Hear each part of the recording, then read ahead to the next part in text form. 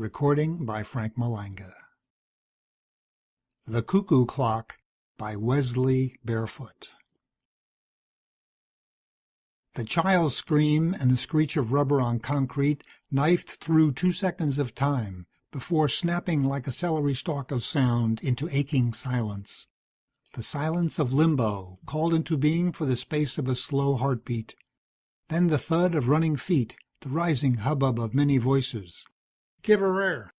Keep back, don't try to move her. Somebody call an ambulance. Yeah, and somebody call a cop, too. I couldn't help it. It was the driver of the ramshackle Chevy. She fell off the curb right in front of me. Honest to God, it wasn't my fault." "Got to report these things right away," said the gray-haired man beside him. "No cause to worry if you ain't to blame." "Probably no brakes," said a heavily accented voice, and another spoke as if on cue. "Probably no insurance, either."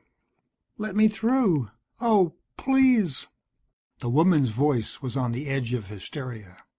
She came through the crowd like an automaton, not seeing the people she shoved and elbowed aside. "DOA," said the woman heavily. Her face was no longer twisted with shock, and she was almost pretty again. "DOA. Dead on arrival, it means. Oh, Jim, I never knew they said that."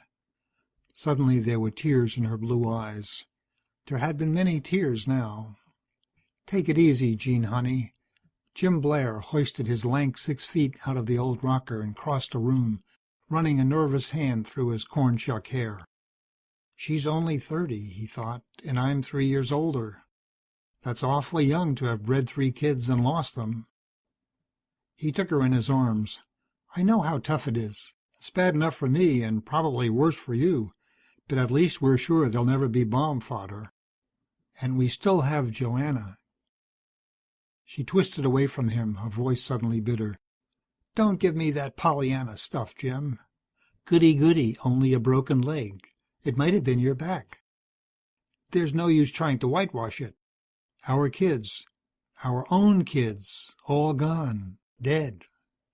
She began to sob. "I wish I were, too." "Jean, Jean." "I don't care. I mean it. Everything bad has happened since Joanna came to live with us."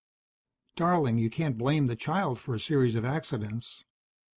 "I know." She raised her tear-stained face. "But after all, Michael drowned. Then Steve falling off the water tower. Now it's Marion." Her fingers gripped his arm tightly. "Jim, each of them was playing alone with Joanna when it happened." "Accidents, just accidents," he said. It wasn't like Jean, this talk. Almost. His mind shied away from the word, and then circled back. Almost paranoid. But Jean was stable, rational, always had been. Still, maybe a little chat with Dr. Holland would be a good idea. Breakdowns do happen. They both turned at the slamming of the screen door. Then came the patter of childish feet on the kitchen linoleum, and Joanna burst into the room. "Mommy, I want to play with Marion. Why can't I play with Marion?" Jean put her arm around the girl's thin shoulder. "Darling, you won't be able to play with Marion for quite a while. You mustn't worry about it now." "Mommy, she looked just like she was asleep. Then they came and took her away." Her lips trembled. "I'm frightened, Mommy." Jim looked down at the dark eyes, misted now, the straight brown hair, and the little snub nose with its dusting of freckles. "She's all we have left, poor kid, and not even ours, really. Helen's baby." He looked up as the battered cuckoo clock on the mantel clicked warningly. "Time for little girls to be in bed, Joanna. Run along now like a good girl, and get washed." Even as he spoke, the miniature doors flew open, and the caricature of a bird popped out, shrilly announcing the hour. It cuckooed 8 times, then bounced back inside. Joanna watched entranced. "Bedtime, darling," said Jean gently. "School tomorrow, remember. And don't forget to brush your teeth." "I won't. Good night, Mommy. Good night, Daddy." She turned up her face to be kissed, smiled at them, and was gone. They listened to her footsteps on the stairs. "Jim, I'm sorry about the things I said." Jean's voice was hesitant, a little ashamed. "It is hard, though. You know it is. Jim, aren't you listening? After all, you don't have to watch the clock now." Her smile was as labored as the joke. He smiled back. "I think I'll take a walk, honey. Some fresh air would do me good." "Jim, don't go. I'd rather not be alone just now." "Well," he looked at her, keeping his expression blank. "All right, dear. How about some coffee? I could stand another cup." And he thought, "Tomorrow I'll go. I'll talk to Holland tomorrow." "Let me get this straight, Jim." Holland's pudgy face was sober, his eyes serious. "You started out by thinking Jean was showing paranoid tendencies, and offhand I'm inclined to agree with you. Overnight you changed your mind and began thinking that maybe, just maybe, she might be right? Honestly, don't you suspect your own reasons for such a quick switch?" "Sure I do, Bob," Blair said worriedly. "Do you think I haven't beaten out my brains over it? I know the idea's monstrous. But just suppose there was a branch of humanity, if you could call it human, living off us unsuspected. A branch that knows how to eliminate competition, almost by instinct. Now hold on a minute, Jim. You've taken Jean's reaction to this last death, plus a random association with the cuckoo clock, and here you are with a perfectly wild hypothesis. You've always been rational and analytical, old man. Surely you can realize that a perfectly normal urge to rationalize Jean's conclusions is making you concur with them against your better judgment." "Bob, I'm not through, Jim. Just consider how fantastic the whole idea is. Because of a series of accidents, you can't accuse a child of planned murder. Nor can you further hypothesize that all orphans are changelings, imbued with an instinct to polish off their foster siblings. Not all orphans, Bob. Not planned murder, either. Take it easy. Just some of them. A few of them. Different.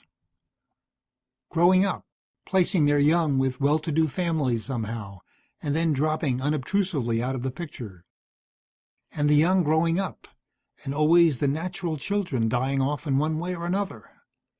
The changeling inherits, and the process is repeated step by step. Can you say it's impossible? Do you know it's impossible? I wouldn't say impossible, Jim, but I would say that your thesis has a remarkably low index of probability. Why don't others suspect besides you?" Jim spread his hands hopelessly. "I don't know. Maybe they do. Maybe these creatures, if they do exist, have some means of protection we don't know about. You need more than maybes, Jim. What about Joanna Simmons's mother? According to your theory, she should have been well off. Was she?" "No, she wasn't," Jim admitted reluctantly. "She came here and took a job with my outfit. Said she was divorced and had lived in New York. Then she quit to take a position in California, and we agreed to board Joanna until she got settled. Warrenburg was the town. She was killed there quite horribly in a terrible auto accident. Have you any reason for suspecting skullduggery? Honestly, Jim? Or for labeling her one of your human, cuckoos?" "Only my hunch. We had a newspaper clipping and a letter from the coroner. We even sent the money for her funeral. But those things could be faked, Bob. Give me some evidence that they were faked, and I'll be happy to reinspect your views." Holland levered his avoirdupois out of his chair. "In the meantime, relax. Take a trip if you can. Try not to worry." Jim grinned humorously. "Mustn't let myself get excited, eh? Okay, Bob. But if I get hold of any evidence that I think you might accept, I'll be back. The last laugh and all that. Pending developments, you take it easy, too. Don't let yourself get overworked. Stay out of the sun." So long now. So long, Jim. It was cool in the Warrenburg City Hall, though outside the streets were sizzling. "Sorry, Mr. Blair," said the stout, motherly woman with the horn-rimmed glasses. "We've no record of a Helen Simmons. Nothing whatever." She closed the file with resolute finality. Jim stared at her. "Are you sure? There must be something. Mightn't there be a special file for accident cases? She was here in Warrenburg. She died here." The woman thinned her lips, shook her head. "If we had any information, it'd be right where I looked. There isn't a thing. Have you tried her last address? Maybe they could tell you something." "We can't." "I'll try that next. Thanks a lot. Sorry we couldn't help you." He went out slowly. 872 Maple was a rambling frame house dozing on a wide, flower-bordered lot. There was nothing sleepy about the diminutive woman who opened the door to Jim's knock. Snapping black eyes peered at him from a maze of wrinkles. A veined hand moved swiftly to smooth down the white hair that framed her face. "Looking for someone, young man?" "Just information, Mrs. Collins, and it's Miss. Don't give out information about guests. You a bill collector?" "No, Miss Collins. As a matter of fact, I'm trying to check up on an old friend I lost track of. Helen Simmons. She lived at this address for a while." "Sure did. Well, come on in. Mind you, I don't usually do this, Mr. Blair." Without any fanfare, a bill changed hands. "Mr. Blair. Well, I can't tell you much. Try that green chair for size. What do you want to know?" Jim studied the toe of his right shoe. His eyes were veiled. "I heard she was hurt and hard up, and I was worried. My wife and I were friends of hers back east." "Hurt? Hard up? Huh. Not likely. Spending all her time driving that English car around. Taking trips. I'm not saying she didn't mind her manners, though." "Did she have any close friends?" "She was chummy with Edith Walton, the girl that works for Doc Mendel. He's county coroner in his spare time. No men. Didn't fool around at all. I'd have known." Behind Jim's stony eyes, the pattern took clearer form, as if a mosaic approached completion. A mosaic of carefully planned events that totaled horror. He shivered as the outlines of his hunch filled in. Helen. What creatures were these? Helen. Not dead, not poor. Carefully planting ostensible proof of her death and going on to a new role, a new life, in London or Paris or Rome. A free, untrammeled life. And her child, if child was the word, in his home, repeating the pattern. Eliminating competition as her mother undoubtedly had done. The competition, his and Jean's children. Changeling. Changeling. No, not that. Incubus. He shivered again. "Rabbits on your grave, Mr. Blair?" He looked up slowly. "Sorry, I was just wondering. Did Miss Simmons have a job while she was here?" "No, she didn't. One thing she did do was rent a place. Used to be Bland's Hardware. Paid a month's rent, too. Said some friends of hers were planning to open a mortuary. Seemed like a funny way for people to do business, but then, no affair of mine." Funny? No, not funny at all, but icily, eerily logical. There had to be an undertaking parlor where he could send the funeral expenses. He wondered if Helen had laughed when she opened the letter. Everyone his or her own undertaker, and the carefully cultivated friend in the coroner's office for stationery. He got to his feet. "Thanks a lot, Miss Collins. You've been a great deal of help." He almost smiled as he asked, "I don't suppose she left the forwarding address?" The old head shook decisively. "Not a thing. Just packed and left one Monday morning." All the loose ends tied up tight on a Monday morning. Nothing to cause suspicion. Nothing to worry about.